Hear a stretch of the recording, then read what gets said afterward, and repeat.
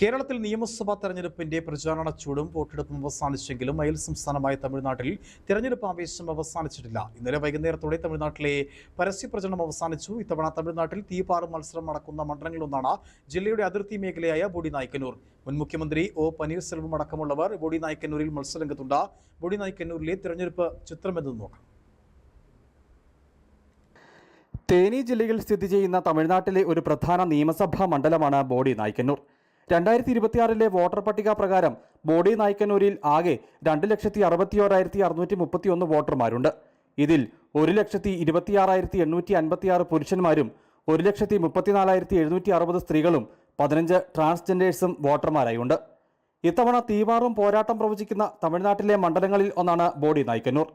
ഈ തെരഞ്ഞെടുപ്പിൽ DMK-യുടെ O Panneerselvam, TVK-യുടെ S Prakash, നാം തമിഴർ കക്ഷിയുടെ കലയരസ് എന്നിവർ മണ്ഡലത്തിൽ നിന്നും ജനവിധി തേടുന്നു. 2011 മുതൽ മുൻ തമിഴ്നാട് മുഖ്യമന്ത്രി കൂടിയായ ഒ പനീർസെൽവമാണ് ബോഡിനായ്ക്കന്നൂരിനെ പ്രതിനിധീകരിക്കുന്നത്. എന്നാൽ അന്ന് AIADMK ആയിരുന്നു ഒ പനീർസെൽവം പ്രതിനിധീകരിച്ചിരുന്നതെങ്കിൽ ഇത്തവണ സ്റ്റാലിൻ നയിക്കുന്ന DMK-യിലെത്തിയാണ് പനീർസെൽവം ജനവിധി തേടുന്നത്. ഒ പനീർസെൽവം ദ്രാവിഡ മുന്നേറ്റ കഴകത്തിലെ തങ്ക തമിഴ് സെൽവനെ കഴിഞ്ഞ തവണ 11,021 വോട്ടുകളുടെ ഭൂരിപക്ഷത്തിനായിരുന്നു പരാജയപ്പെടുത്തിയത്.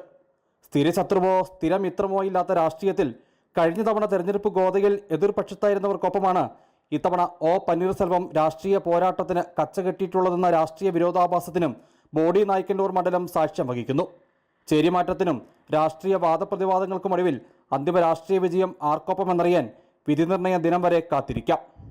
News bureau, Adimali.